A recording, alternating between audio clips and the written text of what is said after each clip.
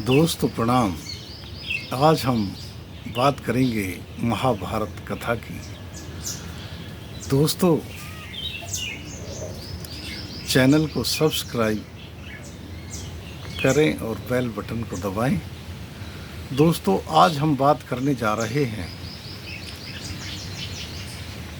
महाभारत के सबसे प्रमुख पात्र महारानी द्रौपदी के विषय में। दोस्तों द्रौपदी का जीवन चरित्र बहुत ही विशाल रहा है। द्रौपदी एक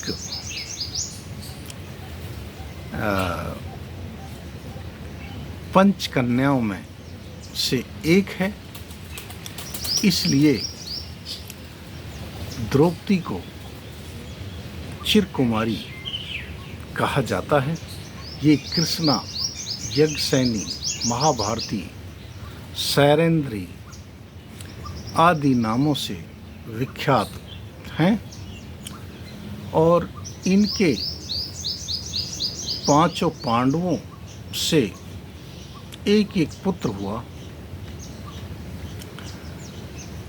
युधिष्ठिर से प्रतिविंद, भीम से सुतसौम, अर्जुन से सुतकीर्ति, नकुल से शतानीक और सहदेव से सुतकर्मा पुत्र जन्म हुआ। इन पांचों पुत्रों को उप पांडव नाम से भी विख्यात हैं। द्रौपदी का जन्म यज्ञ कुंड से हुआ, इसलिए द्रौपदी को यज्ञसेनी भी कहा जाता है। दोस्तों द्रौपदी पांचाल नरेश द्रुपद की कन्या थी, इसलिए द्रौपदी को पांचाली भी कहा गया है। द्रौपदी का जन्म यज्ञ कुंड से हुआ, इसलिए द्रौपदी को यज्ञसेनी कहा गया। दोस्तों ऐसा कहा जाता है कि द्रौपदी पूर्व जन्म में ऋषि कन्या थी और इस कन्या ने शिव जी की तपस्या की पति प्राप्ति के लिए, और जब शिव जी ने प्रसन्न होके द्रौपदी को वर देने के लिए कहा तो द्रौपदी ने 5 बार शंकर से सर्वगुण संपन्न पति प्राप्त करने के लिए वर मांगा। इस पर श्री कृष्ण ने कहा कि हे कन्या, अगले जन्म में द्वापर युग में आपको 5 पतियों से विवाह होगा, क्योंकि आपने 5 बार वर मांगा है, इसलिए आपको 5 सर्वगुण संपन्न पति प्राप्त होंगे द्वापर युग में। दोस्तों इस प्रकार जब राजा द्रौपद ने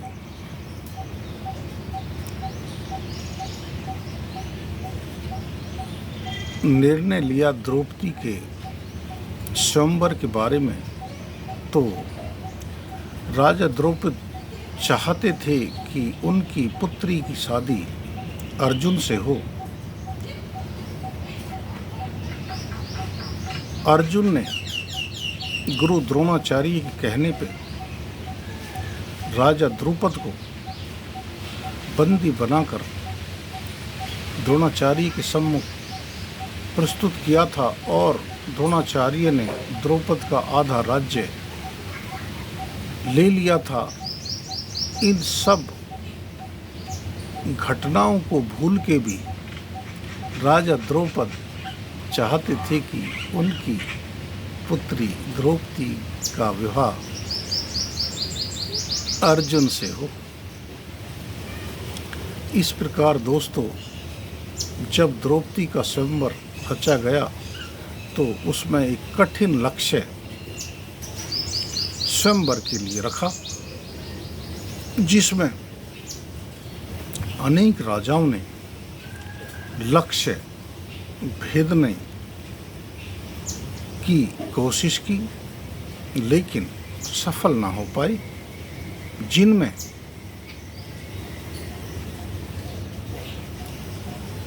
जरासंध, दुर्योधन, दुशासन और शिशुपाल थे।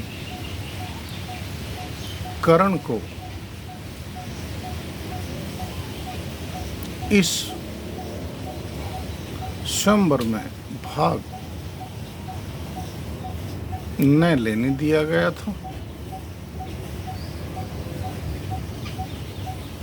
क्योंकि द्रौपदी ने सूत पुत्र कह के कर्ण से विवाह करने के लिए मना किया था।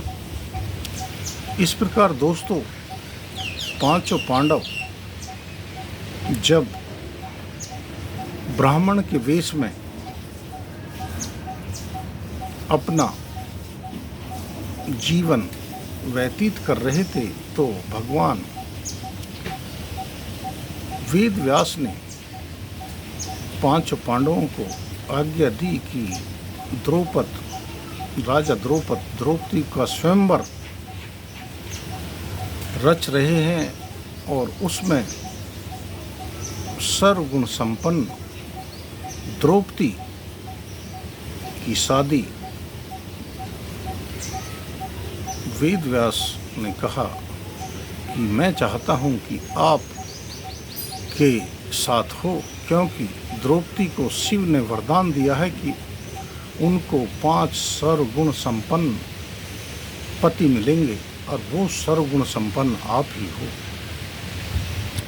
इस प्रकार दोस्तों, पांचों पांडव भी स्वयंवर में पहुँचे और अर्जुन ने एक ही लक्ष्य में घूमती हुई मछली को नीचे कढ़ा में देखते हुए मछली की आंख का भेदन किया और इस प्रकार द्रौपदी को वरा।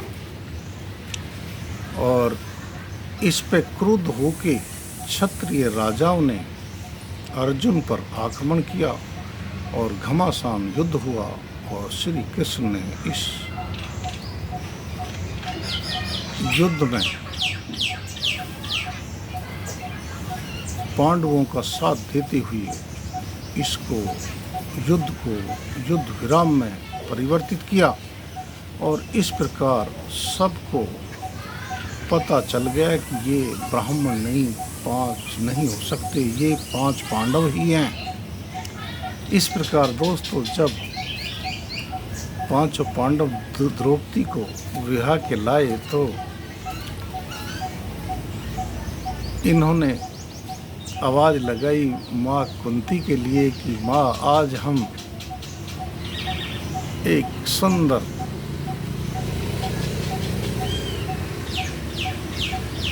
वस्तु लाए हैं। द्रौपदी ने बिगर दरवाजा खोले ही कहा, हे पुत्रों, जो भी आप लेके आए हैं आपस में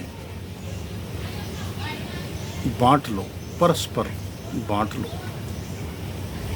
दोस्तों, इस प्रकार पांचों पांडवों ने द्रौपदी से विवाह किया और यह भगवान शिव का वरदान ही फलित हुआ था। द्रौपदी के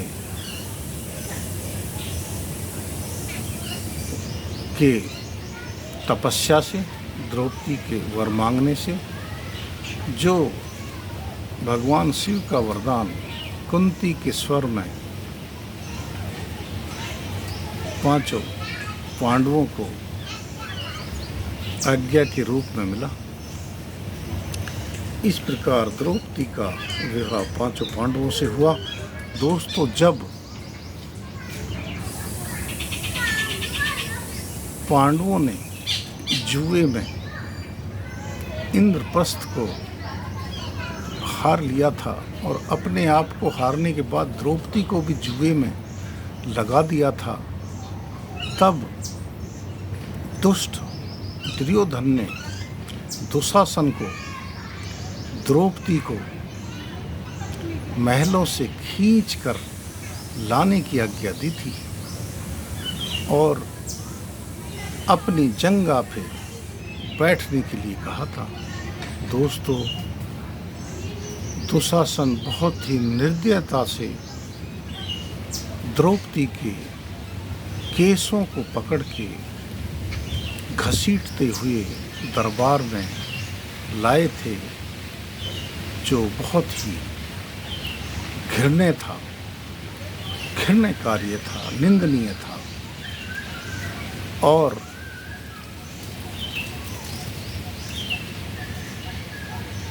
दुर्योधन ने जब दुशासन से कहा कि इनको निर्वस्त्र कर दो, तब द्रौपदी ने अपने लाज बचाने के लिए गुरु द्रोणाचार्य भीष्म पितामह को पुकारा था, लेकिन ये सब आंख बंद करके बैठ गए थे दरबार में और नीतिवान विदुर दरबार छोड़ के बाहर चले गए थे। इस प्रकार द्रौपदी को चीरहरण जब दुशासन करने लगा, तो जब किसी ने भी द्रौपदी की करुणा को नहीं सुना, दुख को नहीं देखा, तब द्रौपदी ने भगवान श्री कृष्ण को आर्तनाद से आर्त स्वर में पुकारा, हे श्री कृष्ण, हे सखा कृष्ण, अपनी द्रौपदी की लाज बचा लो। क्या आपको मालूम नहीं कि द्रौपदी की लाज लूटी जा रही है दरबार में? क्या आप अनभिज्ञ हो इस दृश्य से? तब भगवान श्री कृष्ण ने तुरंत ही अपने को अवतरित कर लिया था, द्रौपदी की साड़ी में ही अपने आप को अवतरित कर लिया था और बलशाली दुशासन खींचते खींचते थक गया था, बेहोश होके धरा पे गिर गया था, लेकिन द्रौपदी की साड़ी का अंत ना हो पाया था। इस प्रकार भगवान श्री कृष्ण ने द्रौपदी की लाज बचाई थी और इस सब पे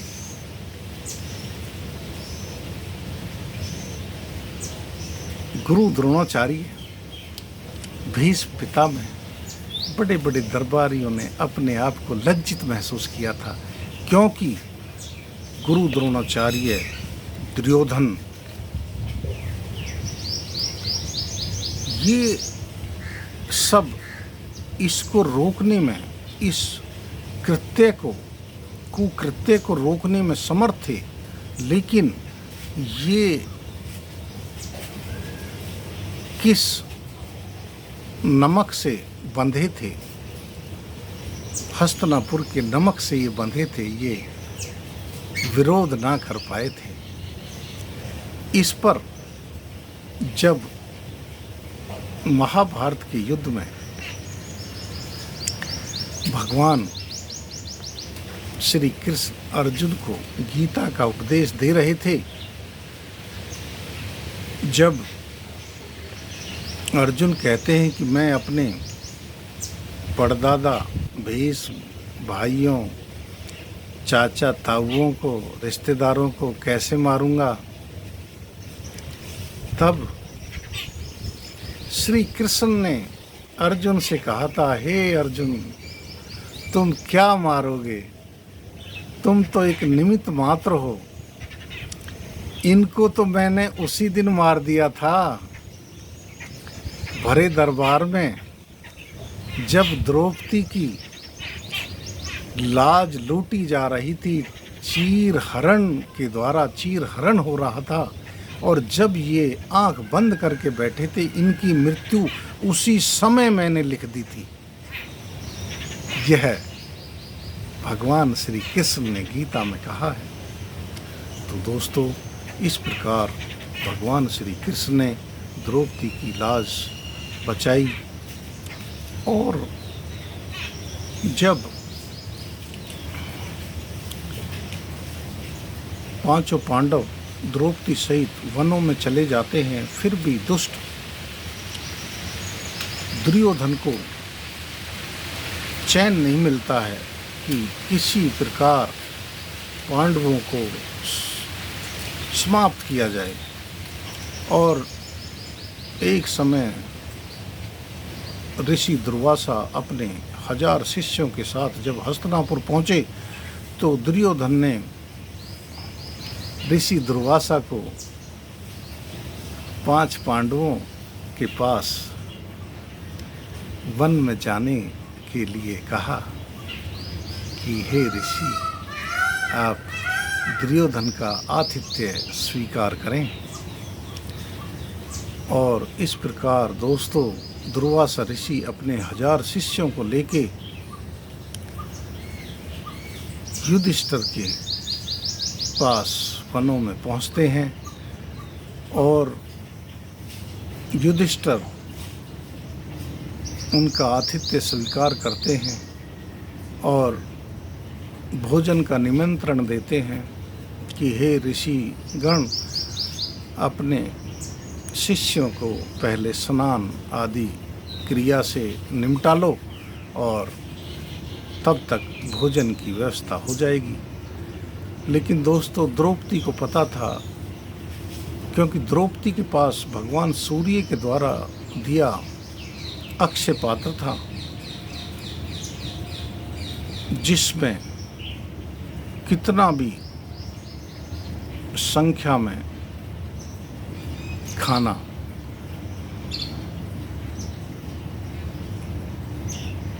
प्रस्तुत किया जा सकता था, कितनी भी जनसंख्या के लिए। लेकिन द्रौपदी के खाने से पहले द्रौपदी खाना खा चुकी थी और अक्षय पात्र को धुल दिया था। इस पर द्रौपदी ने अपने आप को असहाय महसूस किया, और द्रौपदी ने इस मुसीबत से निकालने के लिए भगवान श्री कृष्ण को आर्त स्वर में पुकारा, और भगवान श्री कृष्ण उसी समय प्रकट हो जाते हैं और द्रौपदी को उस अक्षय पात्र को लाने के लिए कहते हैं। और श्री कृष्ण उस अक्षय पात्र से एक साग का कण अपने मुंह में रखते हुए कहते हैं कि हे समस्त पृथ्वी के जीव मनुष्यों, मेरे साथ साथ आप सब तृप्त हो जाएं। इस प्रकार दोस्तों, श्री कृष्ण ने उस साग कण को अपने मुंह में ग्रहण किया, और साग कण को, और जैसे ही भगवान श्री कृष्ण ने वह साग कण खाया, तो भगवान की आत्मा तक तृप्त हो गई। और इसी क्षण दुर्वासा ऋषि और उनके 1000 शिष्यों का भी आत्मा तृप्त हो गई भोजन से, स्वादिष्ट भोजन से, और उन्होंने ऋषि दुर्वासा ने युधिष्ठिर से कहा, हे युधिष्ठिर, अब हम पूरी तरह से आत्मा तक हमारा पेट भरा हुआ है और अब हम यहाँ से प्रस्थान करेंगे। इस प्रकार दोस्तों भगवान श्री कृष्ण ने द्रौपदी की वहाँ भी दुर्वासा के क्रोध से मुक्ति दिलाई थी। और दोस्तों द्रौपदी श्री कृष्ण से कहती है, हे श्री कृष्ण, हे सखा कृष्ण, हे भाई कृष्ण, जैसे मेरा पांचाली का 5 पतियों की पत्नी द्रौपदी का, महाभारती का,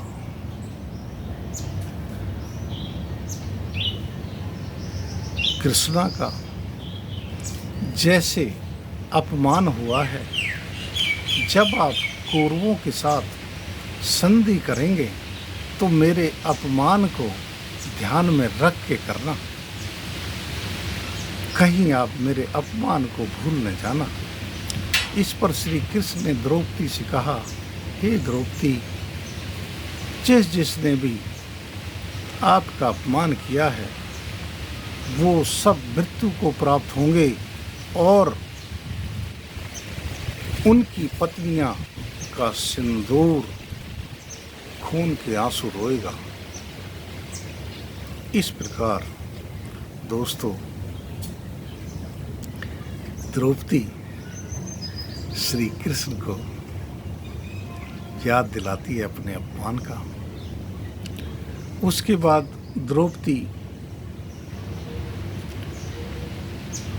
जब दुशासन ने द्रौपदी के बालों से द्रौपदी को खींचा था तो द्रौपदी ने प्रण किया था कि मैं अपने बालों को तब बांधूंगी जब दुशासन के खून से ये धुलेंगे। इस पर भीम ने द्रौपदी को वचन दिया था कि हे प्रिय, मैं दुशासन की छाती का खून पीऊंगा और तुम्हारे बालों को दुशासन की लहू से धुलवाऊंगा। और द्रौपदी को वचन दिया भीम ने कि मैं दुष्ट दुर्योधन की जंघाओं को तोड़ूंगा। इस प्रकार दोस्तों समय समय पर द्रौपदी 5 पांडवों को भी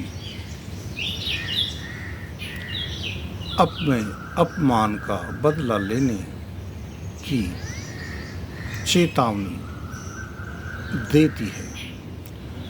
और द्रौपदी ही नहीं दोस्तों, माता कुंती भी अपने पुत्रों को सावधान करती है कि द्रौपदी की अपमान का बदला लेना है और द्रौपदी के सम्मान की हमेशा रक्षा हो। ऐसी आज्ञा माता कुंती पांडवों को देती है द्रौपदी के मान सम्मान की रक्षा के लिए। दोस्तों महाभारत के युद्ध के 18वें दिन द्रौपदी इतनी मात्र वात्सल्य थी, इतनी करुणामयी माता भी थी कि जब युद्ध के 18वें दिन रात को सोते समय द्रौपदी के 5 पुत्रों को छल से अश्वत्थामा मृत्यु को प्राप्त कर देता है तो द्रौपदी बहुत ही दुखी होती है और क्रोध में द्रौपदी अर्जुन को आज्ञा देती है कि अर्जुन दुष्ट अश्वत्थामा को मृत्यु दंड दो। लेकिन अर्जुन श्री कृष्ण के साथ दुष्ट अश्वत्थामा को दंड देने के लिए जाते हैं, और जब अर्जुन अश्वत्थामा को पराजित कर देते हैं तो अर्जुन सोचते हैं कि यह द्रौपदी का अपराधी है, इसलिए इसको द्रौपदी ही मृत्यु दंड देगी। और अर्जुन अश्वत्थामा को बांध के द्रौपदी के सामने प्रस्तुत करते हैं। इस पर द्रौपदी अर्जुन से कहती है कि हे अर्जुन, आखिर ये है तो हमारे गुरु का पुत्र है, यह ब्राह्मण का पुत्र है, हम क्यों पाप के भागी बने इसे मारकर। और दूसरा, जैसे आज मैं दुखी हूँ अपने पुत्रों की मृत्यु पर, पुत्र विहीन हूँ आज मैं, उसी प्रकार माता कृपी भी उतनी ही दुखी होगी इस अश्वत्थामा की मृत्यु पर। इसलिए अर्जुन इसे छोड़ दो। तो आप देख सकते हैं कि द्रौपदी के अंदर कितनी ममता भी थी। जब द्रौपदी ने देखा कि महसूस किया कि उनके पुत्रों से की मृत्यु पर द्रौपदी को कितना दुख हो रहा है, तो उन्होंने इसी दुख से माता कृपी का दुख भी भांप लिया था और अश्वत्थामा को प्राणदान दे दिए थे। और इस पे अर्जुन ने अश्वत्थामा की माथे की मणि को निकाल लिया था और उसके केसों को काट दिया था और उसको अश्वत्थामा को छोड़ दिया था। दोस्तों, ऐसी करुणामयी थी द्रौपदी। द्रौपदी ने अपने जीवन में कुछ गलतियां की, स्वाभाविक कह सकते हैं। जैसे कि द्रौपदी ने स्वयंवर में कर्ण का अपमान किया, जो नहीं करना था। जब जयद्रथ ने द्रौपदी का हरण किया तो द्रौपदी ने जयद्रथ को मृत्यु दंड देने से रोका। पांडव जयद्रथ को मृत्यु दंड दे रहे थे तो द्रौपदी ने रोका। और जब इंद्रप्रस्थ में दुर्योधन जल कुंड में गिरा तो द्रौपदी ने वैंकसा, अंधे का पुत्र, अंधा, यह भी एक भूल थी। और ये भी कहते हैं कि द्रौपदी ने पांचों पांडवों को पति के रूप में स्वीकारा, यह भी गलती थी। लेकिन दोस्तों, इसको हम भगवान शंकर का वरदान कहेंगे, जो द्रौपदी की शादी 5 पांडवों से हुई। तो ये विधि का विधान हम बोल सकते हैं। दूसरा दोस्तों, द्रौपदी का जो जन्म है वह देवताओं द्वारा इस द्वापर युग में द्रौपद के घर जन्मा था। देवताओं को उन्मत्त क्षत्रियों का सफाया कराना था। इस धरती के बोझ को उन्मत्त राजाओं से मुक्त करना था। यह भी एक कारण था द्रौपदी के जन्म का। द्रौपदी भी एक मुख्य पात्र थी। श्री कृष्ण के इस भगवान के रूप में जन्म लेने में कि जब भगवान अपनी लीला करेंगे और उस लीला में महाभारत के युद्ध में जब श्री कृष्ण अपना चक्र चलाएंगे तो वो चक्र, उस चक्र चलने में द्रौपदी एक कारण होंगी। तो दोस्तों, द्रौपदी के इस विशाल चरित्र को हम प्रणाम करते हैं, महारानी द्रौपदी को प्रणाम करते हैं और इस सब के साथ द्रौपदी के चरित्र के बाकी पहलुओं को अगली वीडियो में प्रस्तुत करेंगे। आज के वीडियो को हम समाप्त करते हैं और आपको प्रणाम करते हुए अपनी वाणी को विराम देता हूँ। और दोस्तों, अगर वीडियो पसंद आई हो तो लाइक शेयर करें। जय श्री कृष्ण।